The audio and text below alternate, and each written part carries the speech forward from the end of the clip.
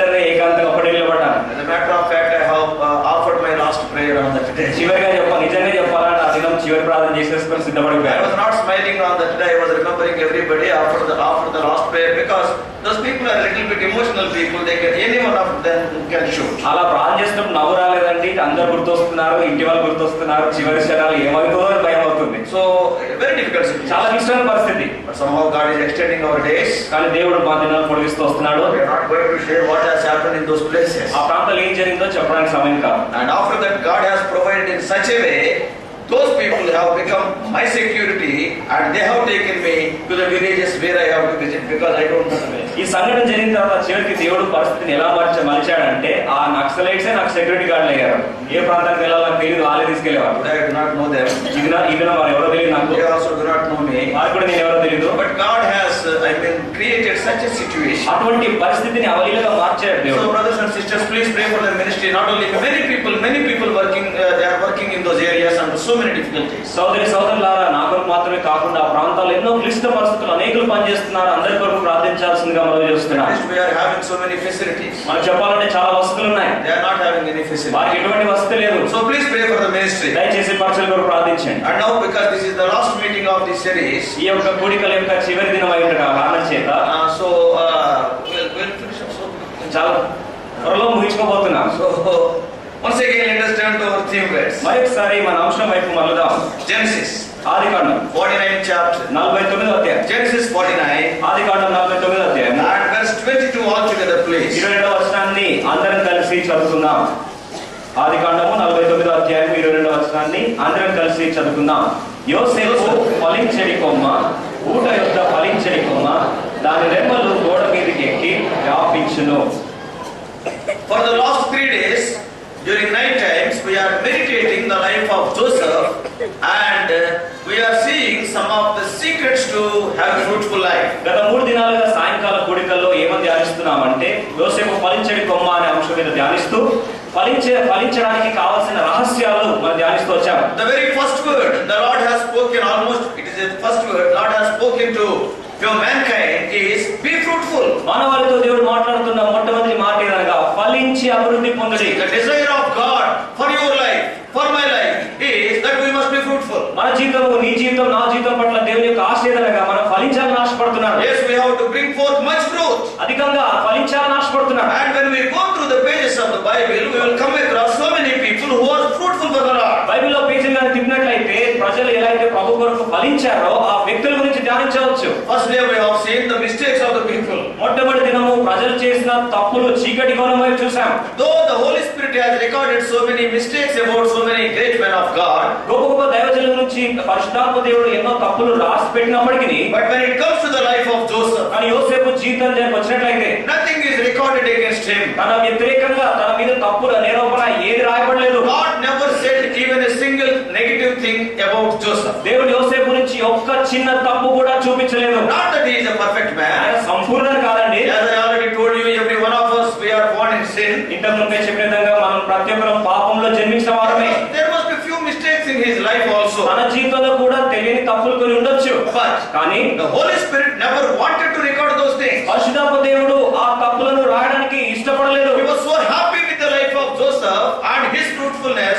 The Holy Spirit has not recorded anything negative about Joseph. యోసేపు జీవితం కానీ తన ఫలభరితమైన జీవితం చూసినప్పుడు పరిశుద్ధాత్మ దేవుడు సంతోషించిన వాడే తప్పులు రాయడానికి ఇష్టపడలేదు. And when we see his life, తన జీవితాన్ని though పరీక్షించినప్పుడు he has underwent so many trials and troubles, తన జీవితంలో ఎన్నో శోధనలు గుండా, శ్రమలు గుండా వెళ్ళినప్పటికీ, and which are beyond our imagination, మన ఊహకు అతీతమైన శ్రమలు గుండా వెళ్ళినప్పటికీ, even then, ఆయనను he never wavered in his faith. తన విశ్వాసము సన్నగిల్లలేదు, చలించలేదు. Also we have seen these hardships never hardened his heart. అంత మాత్రమే కాకుండా కఠిన పరిస్థితులు తన హృదయాన్ని కఠినపరచలేదు. And also we have seen the riches and honor, it has not corrupted his character. అంత మాత్రమే కాకుండా ఐశ్వర్యము, ఘనత తన యొక్క గుణాన్ని మార్చలేదు. He never wavered in his faith in spite of circumstances. ఎన్ని పరిస్థితుల విషయంగా ఉన్నప్పటికీ తన యొక్క విశ్వాసము సన్నగిల్లలేదు, చలించలేదు. And he never fell down from his faith. తన విశ్వాసము సన్నగిలిపోలేదు. He never complained against anybody. ఎవరి మీద కూడా నెపము వేయలేదు.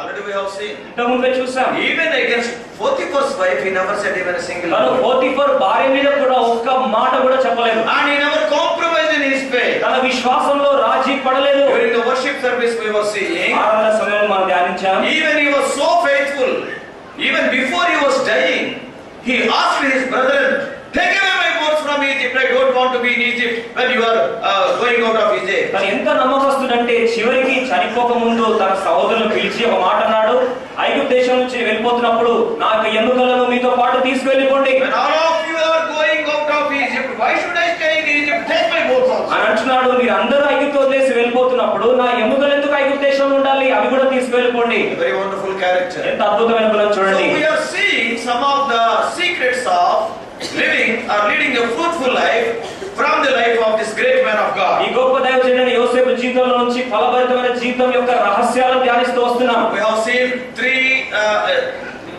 three secrets we have seen. మనం 3 రహస్యాలు ధ్యానించాం. Secret number 1. మొట్టమొదటి రహస్యం దయచేసి చెప్పండి.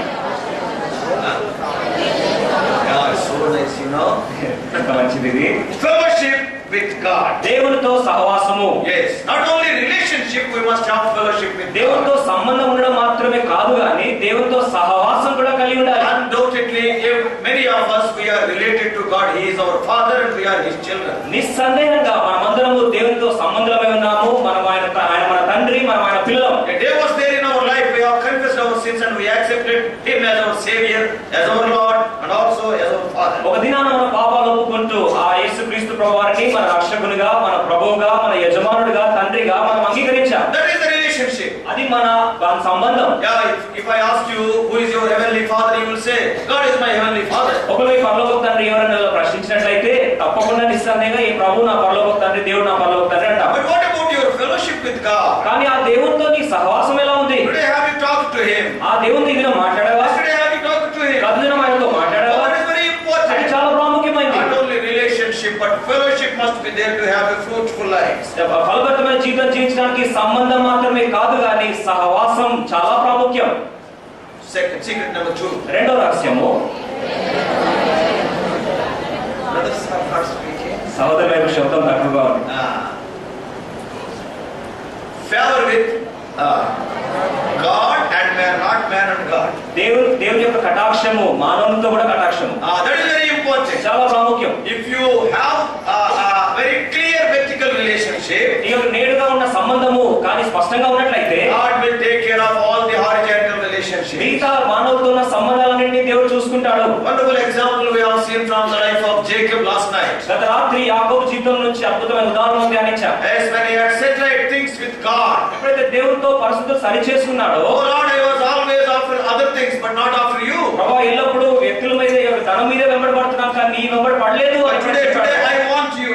ఇదే నాకు కావాలి అన్నాడు. Unless you bless me, I will not leave you. నీవు నన్ను ఆశీర్వదిస్తే తప్ప నేను నిన్ను వదలను అని ఎప్పుడైతే అన్నాడో God can say, దేవుడు అనొచ్చు, hey Jacob, ఓ యాకోబు, please remember how you went from this place 20 years oh ago. యాకోబు 20 సంవత్సరాల క్రితం అదే సమయంలో నువ్వు ఎట్లా వెళ్ళావు ఈ ప్రాంతం ఒక్కసారి గుర్తు You చేసుకోవచ్చు. were not having even a pillow, you kept your head on a rock or stone. చివరికి పడుకునేటప్పుడు తలగడవ నీకు లేకుండా రాయిని తలగడవ పెట్టుకున్నావు. See today how you are coming. ఇదే ఎలా వస్తున్నావు చూడు.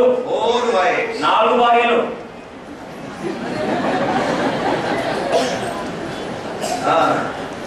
And then a cricket team, ఒక క్రికెట్ టీం తెస్తున్నావు. children, పిల్లలు, and 1 daughter. ఒక కుమార్తె. And see the property.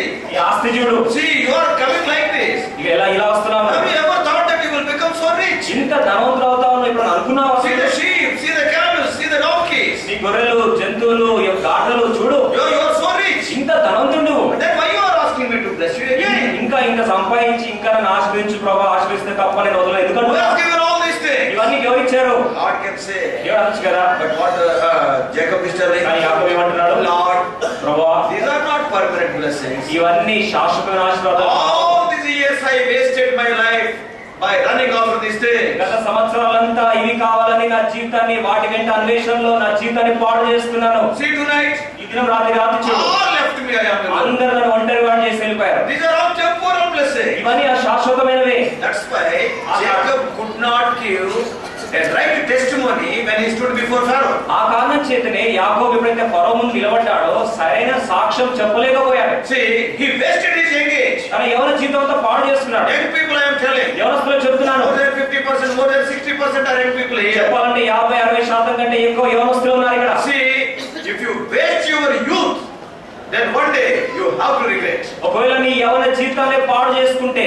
ఒక దినం ఖచ్చితంగా నువ్వు పాడు చేసుకున్న యవన జీవితం గురించి చింతపడే దినం వస్తుంది. Jacob was born in a wonderful family. గమనించినట్లయితే యాకోబు అద్భుతమైన కుటుంబంలో జన్మించాడు. Grandfather, he was a great man of faith and he was a friend of God. తన తాత విశ్వాస వీరుడు, దేవునికే స్నేహితుడు. What about Isaac? మరి ఇస్సాకు సంగతి ఏంటి? Very weak man. ఎంతో సాత్వికుడు. By being born in such a Christian family, అటువంటి క్రైస్తవ విశ్వాస కుటుంబంలో జన్మించాడు కానీ this man was running after all the worldly ఈ things. మానవుడు లోక సమయం వాటి వైపు పరిగెడుతూ వచ్చాడు. Oh, you may be like that who is sitting here. ఇక్కడ కూర్చున్న నీవు కూడా అదే విధంగా ఉన్నావేమో. You may be telling that my grandfather is a servant of God. అంటున్నావేమో నా యొక్క తాత, నా యొక్క ముత్తాత దైవ సేవకుడు. Oh, my father is a great man of God. He is an elder in the assembly. నా తండ్రి గొప్ప దైవజనుడు, సంఘంలో పెద్దవాడు అనొచ్చు. What about you? మరి నీ సంగతి ఏంటి? After what you are running? మనం దేని వైపు పరిగెడుతున్నావు? So one day Jacob, when he stood before Pharaoh, ఉదయం ఎప్పుడైతే యాకోబు ఫరో ముందు నిలబడ్డాడో because he wasted his young తన age, యవన జీవితం పాడు చేసిన కారణం చేత he could not give the right testimony. సరైన సమాధానం ఇవ్వలేకపోయాడు, సాక్ష్యం గురించి We చెప్పలేకపోయాడు. all know about Joseph and Jacob. యోసేపు గురించి తెలుసు, యాకోబు గురించి మనందరికీ తెలుసు. Joseph stood before Pharaoh at the age of 30 and Jacob stood at the age of 130. ఫరో ఎదుట యోసేపు ఎప్పుడైతే నిలబడ్డాడో తన వయసు 30 సంవత్సరాలు అయితే తండ్రి అయిన యాకోబు వయస్సు 130 సంవత్సరాలు. By seeing Joseph యోసేపును చూస్తూ on the very first instance, మొట్టమొదటి పరిస్థితిలోనే what Pharaoh is telling, Pharaoh ఏమంటున్నాడండి? can we find a man who is filled with the Spirit of God like this young man? ఈ యొక్క యవనస్తుల్లో దేవుని ఆత్మ నిండిన విధంగా ఏ వ్యక్తినైనా కనుగొనగలమా? God's name was glorified. దేవుని నామం మహిమపరచబడింది. And when Jacob came at the age of 130 as an experienced man, కానీ ఎప్పుడైతే యాకోబు అనుభవజ్ఞుడిగా 130 సంవత్సరాల వయసులో ఫరో ఎదుట నిలబడ్డప్పుడు probably God's name, as a matter of fact, because of his experience, much glory should come to the name of God. బహుశా చెప్పాలంటే తన అనుభవాన్ని ఆధారం చేస్తున్నట్లయితే దేవుని యొక్క నామం ఇంకా మహిమపరచబడాలి. But Pharaoh could not say like that. కానీ ఫరో ఏ మాట చెప్పలేకపోయాడు. Pharaoh knows the name of Jacob యాకోబు పేరు ఫరో తెలుసు. because Joseph told already. ఎందుకనగా ఇంతకు మునిపే యోసేపు చెప్పినాడు, My father and my brother are coming. నా తండ్రి నా సోదరులు వస్తున్నారు. He is Jacob. ఆయన యాకోబు తన పేరు. Generally, whenever we meet a person, సామాన్యంగా ఎప్పుడైనా కొత్త వ్యక్తిని మనం కలుసుకున్నప్పుడు what is the first question we will ask? మొట్టమొదటి ప్రశ్న ఏమడుగుతామండి?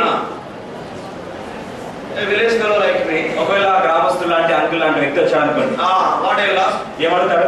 What is your name? నీ పేరేంటి?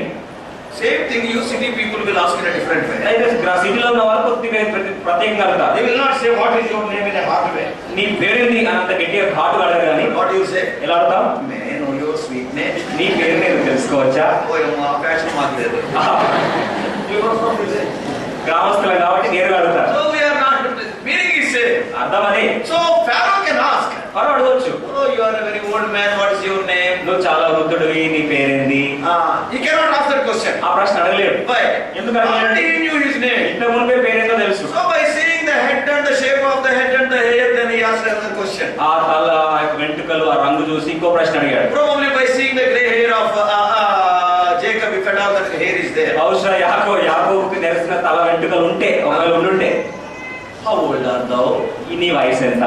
So that is the question actually asked by Pharaoh. ఫరో అడిగిన ప్రశ్న అది. It is a very objective type question. అది చెప్పాలంటే నీ సూటిగా చెప్పాల్సిన సమాధానం. How old are you? నీ వయసు ఎంత? You can answer that 130. 130 చెప్పాలి. But what he is ఏం telling? చెప్తున్నాను ఇప్పుడు? For an objective type question, he is giving an essay answer. ఒక్క మాటలో సమాధానం చెప్పేదానికి పొడవాటి సమాధానం ఇస్తున్నాడు. What is he telling? ఏం చెప్తున్నాడండి? My days of my pilgrimage are 130. నా జీవితకాల యాత్ర 130 సంవత్సరాల They are వయసు. not present always, they are full of tears. ఈ యొక్క కాలంలో కూడా ఎప్పుడు కన్నీటితో నిండినవి. Who asked that? ఇవన్నీ ఎవరు అడిగారు? Very simple question. సామాన్య ప్రశ్న అడిగారు. కన్నీటితో నిండినయా? If I ask another question, you may weep here, go away.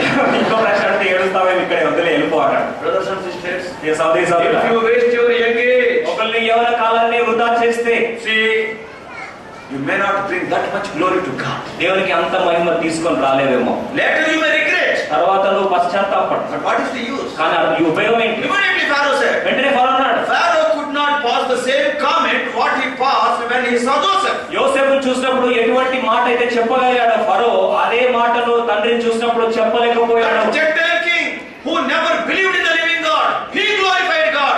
by hearing the answer of Joseph. సజీవుడైన దేవుడు ఎవరో తెలియని అన్య రాజు యోసేపు యొక్క సమాధానం విన్నప్పుడు దేవుణ్ణి మహిమపరిచాడు. What about this experienced man? కానీ అనుభవజ్ఞుడైన ఈ వ్యక్తి యొక్క సాక్ష్యం ఏంటి? Pharaoh could not glorify God. వారు దేవుని మహిమపరచలేకపోయారు. Okay, go, your son has prepared some place for you. You go and stay there. I got no objection. సరే సరే, నాకు ఎటువంటి అభ్యంతరాలు లేవు, నీ కుమారుడు ఒక ప్రాంతం సిద్ధపరచాడు, వెళ్ళి అక్కడ ఉండిపో. So, brothers and sisters, ప్రియ సోదరి సోదరులారా, let us spend our engage for the Lord. మన యువన జీవితాన్ని ప్రభు కొరకు గడుపుతాం. So on that night, ఆ రాత్రి so he found favor with God at Peniel. దేవుని యొక్క కటాక్షం పొంది పెనియేలు ప్రాంతంలో దేవుని యొక్క దయ పొందాడు. And then God has taken care of Esau. ఆ తర్వాత ఏసా గురించి దేవుడు పట్టించుకున్నాడు. God had changed the mind of Esau. దేవుడు ఏసా యొక్క మనసు Oh, మార్చేశాడు. such a killer became a kisser. ఓ చంపేవాడు హంతకుడే ముద్దు పెట్టేవాడయ్యాడు. When you straighten your way with the Lord, దేవునితో సంబంధాన్ని సరిగా ఉంచుకుంటే oh, what a joy it is. ఎంతో గొప్ప సంతోషం అండి. You will be a fruitful person. నీవు కూడా ఫలించేది వాడు ఉంటావు. Third thing, మూడవ రహస్యం, what is the secret number 3? రహస్యం మూడు ఏంటండి? Somebody was telling secret number 3 is your plastic bucket and mug. మూడో రహస్యం ఏంటంటే మీ యొక్క ప్లాస్టిక్ బకెట్ మగ్ అన్నారు. Don't remember the plastic bucket and mug. Don't read it till me. Plastic mug గుర్తు పెట్టుకొని అంకులు చిన్నగా చేయకండి. So, what is the secret number 3? మూడో రహస్యం ఏంటి? Faithful in all responsibilities. అన్ని బాధ్యతల్లో నమ్మకంగా ఉన్నాడు. Agree. యవనస్తులారా, Overnight you cannot become a messenger. రాత్రికి స్వార్థికుడు ప్రసంగికుడు కాలేవు.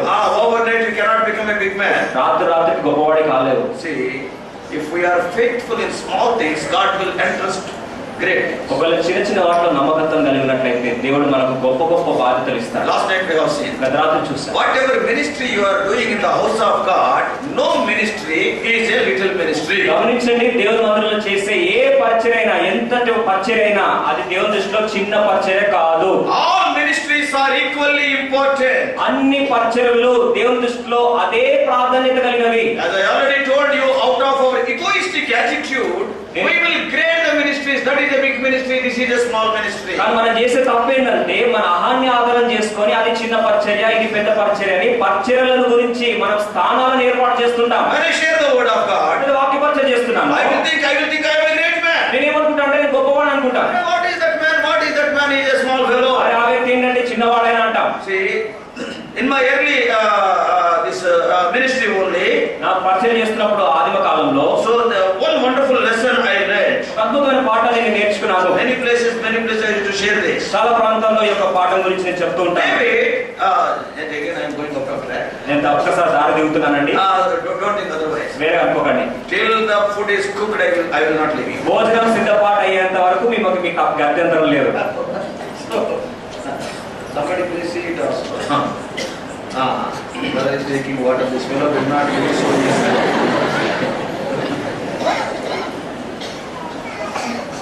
David, he loved music so much. దావీదు వాయిద్యాలను ఎంతో ప్రేమించాడు. He is a sweet singer in Israel. Israel దేశంలోనే ఎంతో మధుర గాయకుడు. And he composed so many songs. ఎన్నో పాటలు రచించాడు. And he loved the music so much. ఈ యొక్క సంగీతం అంటే ప్రాణం. So he arranged a big orchestra. ఒక పెద్ద ఆర్కెస్ట్రా వాయిద్య గుంపును ఏర్పాటు చేశాడు. In any orchestra, A ఆర్కెస్ట్రాలోనైనా do you know what will happen? ఏం జరుగుతుంది తెలుసా అంటే The chief of that orchestra will play the best instrument. గమనించండి, సంగీత బృందంలో ఎవరైతే అధిపతి అయి ఉన్నాడో ఆ అధిపతి ఈ యొక్క సంగీత వాద్యములలో శ్రేష్టమైన వాయిద్యాన్ని వాయిస్తాడు. Why?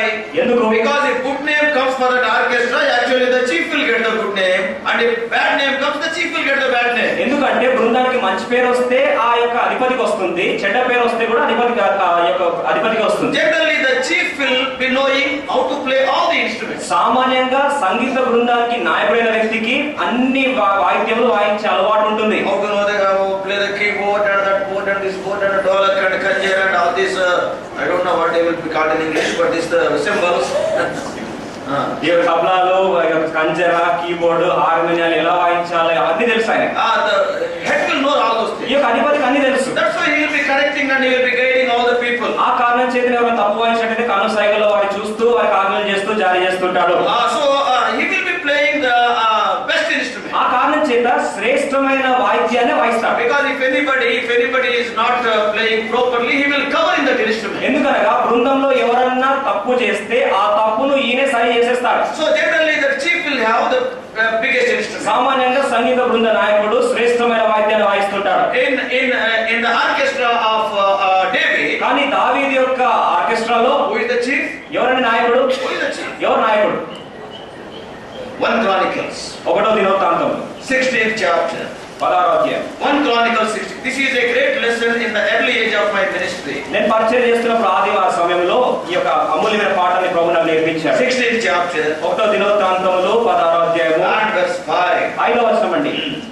వారిలో ఆసాపు అధిపతి. Asaph is the chief of the ఈ orchestra. సంగీత బృందానికి అధిపతి ఆసాపు. And who is the second one? ఇప్పుడు రెండో వ్యక్తి ఎవరండి? Zechariah. జకర్యా, అతని తర్వాత వాడు Then Ziel.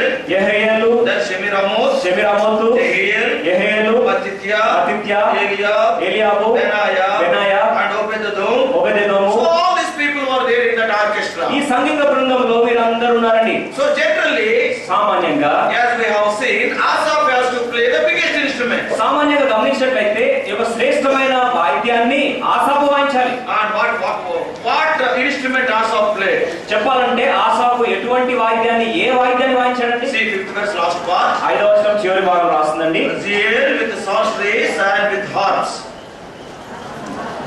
చివరి భాగంలో ఆసాపు తాళములను వాయించువాడు.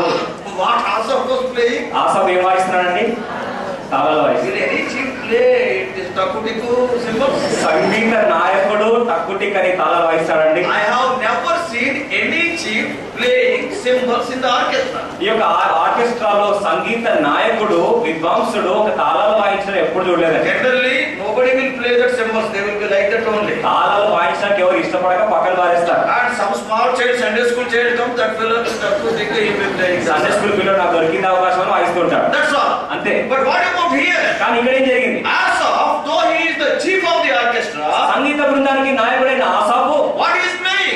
ఏం వాయిస్తున్నాడు? God says, దేవుడు అన్నాడు, you play cymbals. వెళ్ళి తాళాలు వాయించు. He never said, I am the chief. అప్పుడు ఎప్పుడు అనలేదు నేను సంగీత నాయకుడిని, బృందానికి అధిపతిగా చెప్పలేదు. Asaph understood any small ministry is great ministry in the work of the Lord. ఆసాపు ఏం అర్థం చేసుకున్నాడంటే దేవుని దృష్టిలో ఎటువంటి చిన్న పరిచర్య అయినా పెద్ద పరిచర్యే, గొప్ప పరిచర్య. I may play cymbals only. నేను తాళాలు మాత్రమే వాయించవచ్చు. If God gives cymbals, I will play cymbals only. ఒకవేళ దేవుడే నాకు తాళాలు వాయించమని చెప్తే అదే వాయిస్తాను. People may say, who is this fellow who is playing cymbals? ప్రజలు అనొచ్చు, ఎవరి వ్యక్తి ఏంటి తాళాలు వాయిస్తున్నాడు? I don't bother about what people ప్రజలు say. ఏమనుకుంటారో నా గురించి నేను పట్టించుకోను. Ultimately, ప్రప్రథమంగా at last, చివరిగా God has not used Zechariah or all the other people to write songs, but God has used Asaph to write some of the important songs. ఆ తర్వాత జకర్యా గాని యెహోయా గాని వీరందరినీ కీర్తన రాయడానికి దేవుడు వాడుకోలేదు, కానీ చివరికి ఆసాపును వాడుకున్నాడు. God elevated Asaph. దేవుడు ఆసాపును హెచ్చించాడు. Today in the house of God you may be given, though you are a great man, you may be given the work of playing cymbals. ఈ దినము దేవుని మందిరంలో నువ్వు గొప్పవాడైనప్పటికీ నీకు ఇచ్చే పరిచర్య పోయి తాళాలు కొట్టమని చెప్పొచ్చు. And some people may say, ఇంకొందరు అనొచ్చు, I have seen in so many places. ఎన్నో మందిరాలు చూశాను Anna, I was there here right from the foundation. ఈ మందిరానికి పునాది రాయి నేనే వేశానన్నా. Is it the work that is to be entrusted to me? నాకు ఇవ్వాల్సిన పని ఇట్లాంటి పని నాన్న. Don't get discouraged. దయచేసి నిరుత్సాహపడకండి. Any ministry, ఏ పరిచర్య, let it be cooking, అది వంట కావచ్చు, let it be chapel stand, లేదా చెప్పుల స్టాండ్ let it కావచ్చు, be sanitation work, లేదా పరిశుభ్రపరిచే or పరిచర్య, even sharing the word of లేదా God. వాక్య పరిచర్య కావచ్చు. All are equally important. దేవుని దృష్టిలో అన్ని సమానమే. All are given by God. అవన్నీ దేవుడిచ్చినవే. In a big car or in a big motorcycle, even a small nut is very important. If the nut is gone, your life is gone. పెద్ద వాహనం కానీ పెద్ద motor cycle కానీ చిన్న నట్టే పోయిందంటే ఊడిపోతే జీవితం ఊడిపోయినట్లే. Everything is very important. ప్రతి ఒక్కటి ప్రాముఖ్యం. So don't grade the ministries because of our egoistic attitude. మన ఆహాన్ని ఆధారం చేసుకొని పరిచర్యలు ఇది పెద్ద పరిచర్య ఇది చిన్న పరిచర్య దయచేసి అలా చేయకండి. Only thing is, కేవలం ఏదంటే is it given by God or not? ఈ పరిచర్య నాకు దేవుడిచ్చిందా కాదా, Is it God given talent or ఈ not? తలంతు దేవుడిచ్చిందా కాదా, That is important. అది ప్రాముఖ్యం. And you be faithful in that work. ఆ ఇచ్చిన పరిచర్యలో నమ్మకంగా ఉండు. God will not see the success as yesterday we have seen. నిన్న చెప్పిన విధంగా దేవుడు నీ విజయాన్ని చూడడండి. God will see your faithfulness. దేవుడు నిన్ను చూసేది నమ్మకత్వమే. Many faithful people are not successful, but in the sight of God, being faithful is successful. అనేక మంది నమ్మకస్తులైన వారు విజయవంతులు కాదు, కానీ దేవుని దృష్టిలో నమ్మకత్వం ఉన్న వారు విజయవంతులే. Yes, you are standing in the presence of God and you have to do the ministry. నువ్వు దేవుని ఎదుట దేవుని సన్నిధి ఎదుట పనిచేస్తున్నావు కాబట్టి ఆ పరిచర్య చేయాల్సిందే. That is the secret number 3. మనం ధ్యానించిన రహస్యము, మూడో రహస్యం అది. Being faithful in all responsibility. అన్ని బాధ్యతల్లో నమ్మకం కలిగి ఉండుట. Secret number 4, to be fruitful. నాలుగోది ఫలభరితమైన జీవితంలో కావాల్సిన నాలుగో రహస్యం. Why I told all these things? ఇవన్నీ ఎందుకు చెప్పానండి? Some people must have come from the first time. మొట్టమొదటిగా కొందరు వచ్చిండొచ్చు. So God will give the same wages even the person who comes to the last meeting also, last hour also, but don't practice it. చివరి కూడిక వచ్చే వ్యక్తి కూడా దేవుడు అటువంటి ప్రతిఫలం ఇస్తాడు, కానీ అట్లని చెప్పి అలవాటు చేసుకోకండి. ప్రతి సిరీస్ లో కూడా ఆఖరి మీటింగ్ లో అన్ని చెప్తారులే. ఏ గుడికైనా సరే చివరి గుడికి వెళ్తే అన్ని చెప్పేస్తారు, పునర్విమర్శ చేస్తారు. And then I will need not attend all these other meetings. ఇంకా మిగతా గుడికి వెళ్ళాల్సిన పనే లేదు. Don't say like that. దయచేసి అలా అలవాటు చేసుకోకండి. ఎందుకు? Who knows that whether you will be alive for the last meeting? చివరి గుడిక వరకు నువ్వు బతుకుంటావు లేదు ఎవరు తెలుసు. We may have to conduct a meeting in your house. మీ ఇంట్లో మీటింగ్ పెట్టాల్సి వస్తుందేమో. దయచేసి చివరి గుడిక వరకు వేచి ఉండకండి. So brothers and sisters, సోదరి సోదరులా, secret number 4, నాలుగో రహస్యం ఏదనగా fear of God. దేవుని యొక్క భయభక్తులు. Fear of God is a secret to live a fruitful life. దేవుని యందు భయభక్తులు కలిగిన ఫలవంతమైన జీవితానికి రహస్యం. This afternoon while we were speaking to the young people, ఈ మధ్య కాల సమయంలో యవనస్తులతో మాట్లాడుతున్నప్పుడు we have seen, మనం ధ్యానించాం, in spite of severe temptation to a young man, I am talking young man, ఒక యవనస్తుడికి కఠినమైన శోధనలు ఉన్నప్పటికీ it is very difficult to escape such a situation in Potiphar's house for a young man. ఒక యవనస్తుడికి Potiphar గృహంలో అటువంటి శోధన పైన విజయం పొందడం చాలా కష్టం. It's 39:9 of Genesis. 39వ ఆదికాండంలో We all know what Potiphar's wife has done to Joseph. Potiphar భార్య యోసేపుతో ఏం చేసిందో తెలుసు. For 10 years, every day she was speaking to Joseph. 10 సంవత్సరాలుగా ప్రతి దినము యోసేపును ప్రేరేపిస్తూ వచ్చింది. Every day. ప్రతి దినము. Satan will never be tired of tempting you, remember it. నిన్ను శోధించడంలో సాతానుకి ఎప్పుడు కూడా అలసిపోడు. And every day. ప్రతి దినము. How many years? ఎన్ని సంవత్సరాలండి? 10 years. 10 సంవత్సరాలు. And after that, అటు తర్వాత suddenly, అకస్మాత్తుగా, when nobody was there, ఎవరు కూడా లేని సమయంలో, when nobody was there, ఆ ఇంటిలో ఎవరు కూడా లేని సమయంలో, oh, this temptation came. ఈ శోధన వచ్చింది. And who was the security to Joseph at that time? ఆ సమయంలో యోసేపును భద్రతపరిచే వారు ఎవరు? Nobody was there. ఎవరు కూడా లేరు కదా. Nobody was there in that place. ఎవరు ఆ ప్రాంతంలో లేరు. He can commit some sin. ఏదో పాపం చేసి ఉండాలి.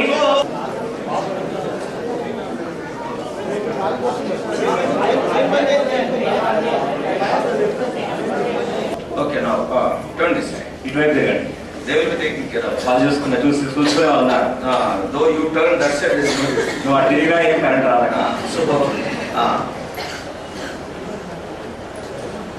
before that there were no fans. After that now we are having fans. దాని ముందు ఫ్యాన్స్ లేదు కాబట్టి ఫ్యాన్స్ వచ్చాయి. So give us fans. ఫ్యాన్లు గాలి లేదని చెప్పి ప్రభువులా పంపించాడు. So okay.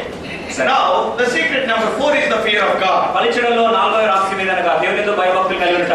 So here in the life of Joseph, యోసేపు జీవితంలో ఇక్కడ గమనించినట్లయితే every day Potiphar's wife was tempting Joseph for 10 long years. ప్రతి దినము యోసేపుని ఆ పోతీఫరు భార్య 10 దీర్ఘ సంవత్సరాలు శోధిస్తూ వచ్చింది. 39th chapter 39వ అధ్యాయం and verse 10. 10వ వచనం. Genesis 39:10. ఆదికాండం 39వ అధ్యాయం 10వ వచనం. And it came to pass as she spake to Joseph day by day. దినదినము ఆమె యోసేపుతో మాట్లాడుచుండెను. Oh, every day. ప్రతి దినం. The Holy Spirit will never write a lie. పరిశుద్ధాత్మ దేవుడు ఎప్పుడు కూడా అబద్ధాన్ని రాయడు. So every day she was tempting. ప్రతి దినము శోధిస్తూ వస్తుంది. One day it so happened. ఆ ఉదయం అలా జరిగింది. There was nobody in that house. ఆ గృహంలో ఎవరు కూడా లేరు. And at that time, ఆ సమయంలో so it is written in verse 11. 11వ వచనం రాస్తుంది. There was none of the men of the house there within. 11వ వచనంలో ఇంటి లోపలికి వెళ్ళినప్పుడు ఇంటి మనుషులలో ఎవరునూ అక్కడ లేరు. Joseph was all alone. ఒంటరి వాడుగా యోసేపు ఉన్నాడు అక్కడ. Brothers and sisters, ప్రియ సోదరి సోదరులారా, Joseph was having one understanding. యోసేపు ఒక గ్రహింపు ఉంది. What is that? ఇట్లా గ్రహింపు. Wherever I am going, నేను ఎక్కడికి వెళ్ళినప్పటికీ see, right from the beginning of his life, తన జీవితంలో ఆరంభం నుండి he believed the promises of God. దేవుని యొక్క వాగ్దానాలను నమ్మాడు. During the final message, during the worship service, ఈ యొక్క ఆరాధన సమయంలో చివరి వర్తమానంలో and చూసాం. we were seeing, మనం చూసాం. he knew what he believed. ఆయన ఏదైతే నమ్మాడో దాన్ని ఎరిగి ఉన్నాడు. God has promised it. దేవుడు వాగ్దానం చేశాడు. God is going to fulfill it. దేవుడు వాగ్దానం చేసిన దాన్ని నెరవేర్చే దేవుడు He అన్నాడు. believed the word of God. దేవుని యొక్క వాగ్దానాన్ని రూఢిగా నమ్మాడు. So here also when he was in Potiphar's house, ఇక్కడ కూడా పోతీఫర్ ఇంట్లో ఉన్నప్పుడు Joseph knew my Lord will never leave me nor forsake me. యోసేపు తెలుసు నా దేవుడు ఎప్పుడు కూడా నన్ను వీడవాడు ఎడబాయడు. So wherever he was, ఎక్కడ ఉన్నప్పటికీ he was having the understanding that the Lord is with me. దేవుడు నాతో ఉన్నాడన్న గ్రహింపును ఎప్పుడు కలిగి ఉన్నాడు? Though it is very impossible for a young man to be saved from such a temptation, అటువంటి శోధనల నుండి ఒక యవనస్తుడికి బయటపడడం అంత సామాన్యం కాకపోయినప్పటికీ he never took undue advantage on that day. ఆ దినము ఎప్పుడు కూడా అవకాశాన్ని తీసుకోలేదు. Even no man was there to witness their sin. వారు చేసే పాపాన్ని చూడడానికి ఏ ఇతర వ్యక్తి లేడు. He was sinning.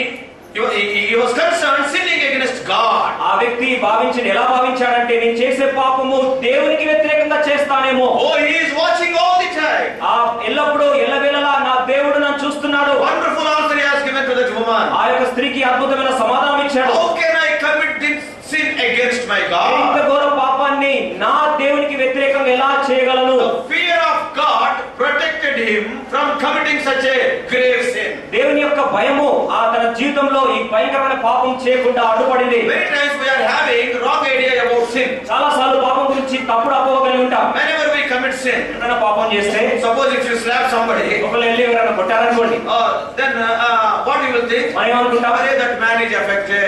ఆ వ్యక్తి ప్రభావితుడు అయ్యాడు If అనుకుంటాం. you commit some sin against anybody, ఒక వ్యక్తి వ్యతిరేకంగా నువ్వు పాపం చేస్తే immediately you will think of the loss that you have caused to the other person. వెంటనే నువ్వు ఏమని ఆలోచిస్తావంటే ఆ వ్యక్తికి నేను చేసిన నష్టం అని ఆలోచిస్తావు. God will never think like that. కానీ దేవుడు ఎప్పుడు కూడా ఆ విధంగా ఆలోచించడు. Always, please remember that. దయచేసి గుర్తుపెట్టుకోండి. David committed sin against Bathsheba. దావీదు బత్షెబాకు వ్యతిరేకంగా పాపం We చేశాడు. all know it very well. మనందరికీ బాగా తెలుసు. He committed sin against Bathsheba. బత్షెబాకు వ్యతిరేకంగా పాపం చేశాడు. God never asked why you have committed sin against Bathsheba. కానీ దేవుడు ఎప్పుడు కూడా బత్షెబాకు వ్యతిరేకంగా ఎందుకు పాపం చేశావు అని అడగలేదు. Never. ఎప్పుడు అడగలేదు. Though it is true, అది నిజమైనా but కానీ what God asked? దేవుడు ఏమడిగాడు? Hey David, ఓ దావీదు, you are bearing my name. నీవు నా పేరుని మోస్తున్నావు. 2 Samuel. రెండో See సమయం what God is telling. దేవుడు ఏం We మాట్లాడుతున్నాడు? must have the right understanding about sin. పాపం గురించి సరైన గ్రహింపు మనం కలిగి ఉండాలి. 2 Samuel, రెండో సమయం గ్రంథము 12th chapter. 12వ వచనం. 2 Samuel, 12th chapter, రెండో సమయం 12వ and అధ్యాయం verse 9. 9వ వచనం అండి. Wherefore hast thou despised the commandment of the Lord? నీవు యెహోవా మాటను తృణీకరించి, That is, God is concerned about that. దేవుడు దాని గురించి పట్టింపు కలిగినాడు. Whenever a child of God commits sin, ఎప్పుడైనా దేవుని బిడ్డ పాపం చేస్తే immediately what God says, వెంటనే దేవుడు ఏమంటాడు? you are telling that I am your Lord. నువ్వు నా దేవుడవి అని నాకు అంటున్నావు. And why you have despised my commandment? కానీ నా ఆజ్ఞను ఎందుకు తృణీకరిస్తున్నావు? Then why you are calling yourself as my child? మరి తృణీకరించిన తర్వాత కూడా ఇంకా నేను దేవుని బిడ్డని ఎందుకు చెప్తున్నావు? God is more concerned about your sinning against Him. దేవుడు తన వ్యతిరేకంగా నువ్వు చేసే పాపం గురించి ఎక్కువ పట్టింపు కలిగి Now you ఉన్నాడు. have despised my నువ్వు commandment. నా ఆజ్ఞను తృణీకరించావు. Secondly, రెండోదిగా in verse 10, 10వ వచనం అండి, నీవు నన్ను లక్ష్యము చేయక you have despised me.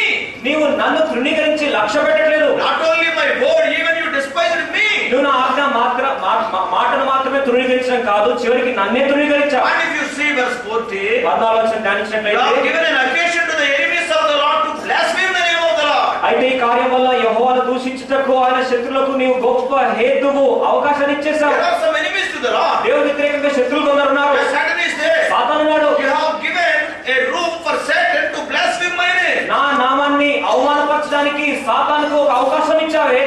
Satan will come and say to me, సాతాను వచ్చినట్టు అంటాడు, oh Lord, you are telling that he is your dear oh child. ప్రభువా నువ్వు ఆయన నీ ప్రియ బిడ్డ అని చెప్తున్నావు.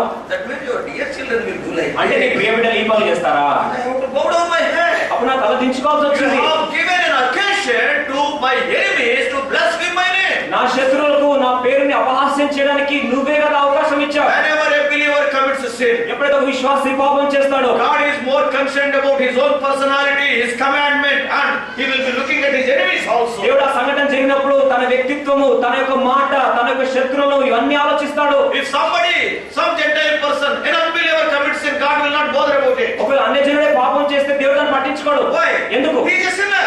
ఆయన పాపి, He is not born again. ఆయన ఇంకా తిరిగి జన్మించలేదు. God will not bother that much. దేవుడు అంతగా పట్టించుకోడు. That's why. ఆ కారణం చేత Always remember, brothers and sisters. ఎల్లప్పుడు సోదరి సోదరులారా గుర్తుపెట్టుకోండి, A saint's sin is more serious than a sinner's sin. ఒక పరిశుద్ధుని యొక్క పాపము పాపి యొక్క పాపం కంటే తీవ్రమైంది. That sinner always is sin, that is his nature. ఆ పాపి ఎల్లప్పుడు పాపం చేస్తాడు, అది ఆయన నైజము, స్వభావం. But you calling yourself as a child of God, కానీ నీవు దేవుని బిడ్డ అని పిలుచుకుంటూ and when you are sinning, నువ్వు పాపం చేస్తే it is contrary to the thing what you are professing. నువ్వు ఏదైతే ప్రవచిస్తున్నావో దానికి వ్యతిరేకంగా విభిన్నంగా నువ్వు ప్రవర్తిస్తున్నావు. That's why I want to tell you 4 words. ఆ కారణం చేత నేను 4 మాటలు చెప్పాలని When ఆశపడుతున్నాను. a sinner commits sin and confesses, ఎప్పుడైతే ఒక పాపి పాపం చేసి ఒప్పుకుంటాడో, we all have done at the time of repentance. మనం పశ్చాత్తాపడ్డప్పుడు అదే సమయంలో మనం చేస్తాం. When a sinner commits sin, ఒక పాపి పాపం చేసినప్పుడు and when he confesses it, ఆ పాపాన్ని పశ్చాత్తాపడుతున్నప్పుడు do you know what God will do? దేవుడు ఏం చేస్తాడు తెలుసా? Immediately he will forgive. తక్షణమే క్షమిస్తాడు. No doubt about it. దానికి సందేహమే He లేదు. will never say that come tomorrow. రేపు రా ఎప్పుడు చెప్పడు. And secondly, రెండోది, completely he will forgive. సంపూర్ణంగా క్షమిస్తాడు. He will not forgive 50% today and 25% tomorrow and another 25% after. 50% ఈరోజు క్షమించి మిగతా 20% రేపు, మిగతా 20% ఎల్లుండి అలా క్షమించడండి. He will not do like that. అలా చేయడు. He will forgive immediately.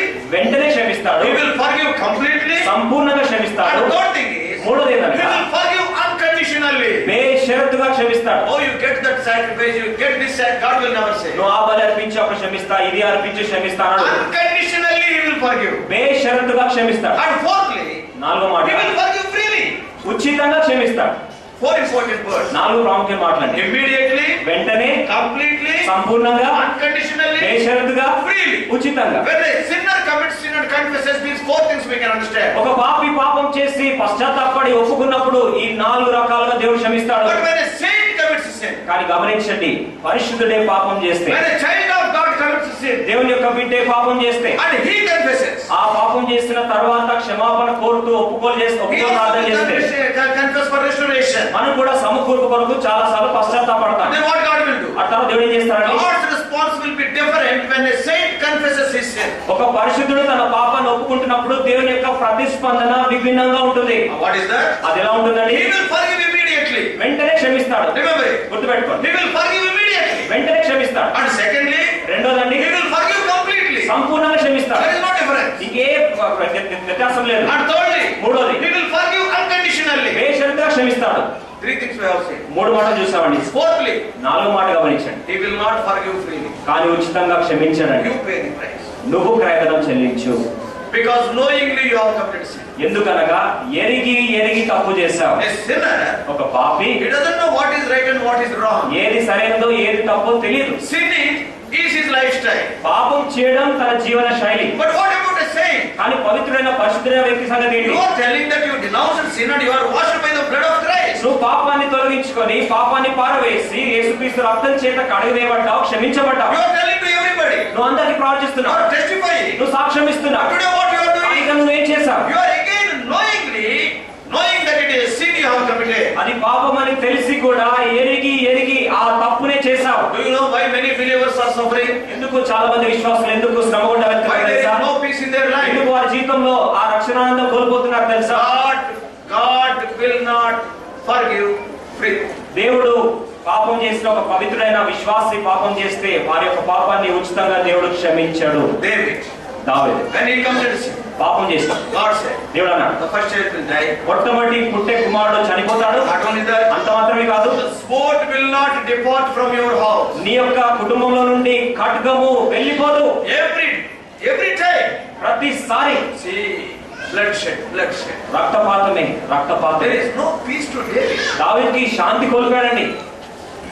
His own son, Amnon, తన సొంత కుమారుడు అమ్నోను, and he has spoiled his own daughter Tamar. తన సొంత కుమార్తెను తామాను పాడు చేశాడు. And Absalom, అబ్షలోము he rebelled against him. తన వ్యతిరేకంగా తండ్రికి వ్యతిరేకంగా అడ్డం తిరిగాడు. Even అదోనిజా కూడా he rebelled against him. తను కూడా వ్యతిరేకంగా అడ్డం తిరిగాడు. So like this, there are so many tears in the life of David. ఇలా గమనించినట్లయితే దావీదు జీవితంలో కన్నీటి పర్యంతం ఉంది. The sword has not left the house of David. దావీదు గృహాన్ని ఆ యొక్క ఖడ్గము మర్చిపోలేదు. Always wars only. ఎల్లప్పుడు యుద్ధాలే, Always wars only. ఎల్లప్పుడు యుద్ధాలే. And after that, అటు తర్వాత one beautiful request David made before God. దేవుని ఎదుట దావీదు రమ్యమైన మనవి చేస్తున్నాడండి. And what is that? ఏంటన్నా మనవి? ప్రభువా, I love your house so much. నీ గృహాన్ని ఎంతో ప్రేమిస్తున్నా. I want to build your temple. నీ మందిరాన్ని కట్టాలి, నీ మందిరాన్ని కట్టని ఆశపడుతున్నాను. దేవుడు ఏమన్నాడు తెలుసా? You cannot build the temple. నువ్వు నా మందిరాన్ని కట్టలేవు. What is the reason? కారణం ఏంటి? What is the reason for that? కారణం ఏంటి దానికి? Because much bloodshed. నీ చేతులు రక్తాన్ని చిందించాయి, You cannot build. నువ్వు కట్టలేవు.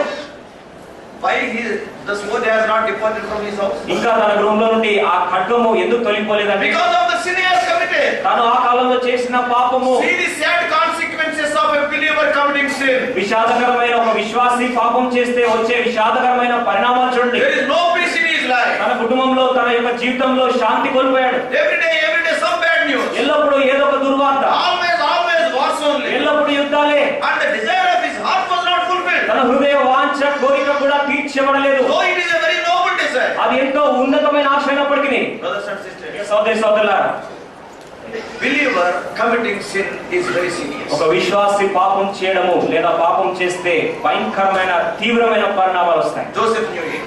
యోసేపు ఈ సత్యాన్ని There ఎరిగాడు. was no believer. విశ్వాసి లేడు, There is no Bible. Bible లేదండి. Not even a single person is there to pray for Joseph. యోసేపు కొరకు ప్రార్థించే నాథుడు ఒక్కడు కూడా లేడు. Yet he understood. ఆయనను అర్థం The చేసుకున్నాడు. Lord is with me. నా దేవుడు నాతో ఉన్నాడు. How can I commit this sin against ఈ God? పాపాన్ని నా దేవునికి వ్యతిరేకంగా ఎలా చేయగలను? The fear of God was the greatest protection to Joseph. దేవుని యందు భయభక్తులు కలిగిన కారణం చేత ఈ యొక్క యోసేపు భద్రపరచబడ్డాడు. In our own lives also, మన సొంత జీవితాల్లో కూడా many times చాలా సార్లు we forget this promise. ఈ యొక్క వాగ్దానాన్ని మర్చిపోతాం. The Lord says, దేవుడు అన్నాడు, I will be with you. నేను నీతో ఉంటాను, I will never leave you. నేను నిన్ను ఎప్పుడు విడవను. If you are conscious of that promise, many sins what we are committing today, we will not commit when we know that God is with us. ఒకవేళ నిజంగా దేవుడు చేసిన వాగ్దానాన్ని నిన్ను విడవనన్న మాటను నిజంగా మనం గమనికగలిగి ఉన్నట్లయితే మనం చేసే చాలా పాపాలు మనం చేయకుండా మానేస్తాం. Many words what we are speaking, we will not speak. మనం ఏదైతే మాట్లాడతామో మాట్లాడే ఆ యొక్క చెడు మాటలు మనం మాట్లాడజాలము. Why we are speaking as we like? ఎందుకు మన ఇష్టానుసారం మాట్లాడుతున్నాం? Why we are thinking as we like? మన ఇష్టానుసారం ఎందుకు ఆలోచిస్తున్నాం? Forgetting that God is with us. దేవుడు ఎల్లప్పుడు మనతో ఉన్నాడన్న సత్యాన్ని If you మర్చిపోతున్నాం. are a child of God, ఒకవేళ దేవుని బిడ్డవై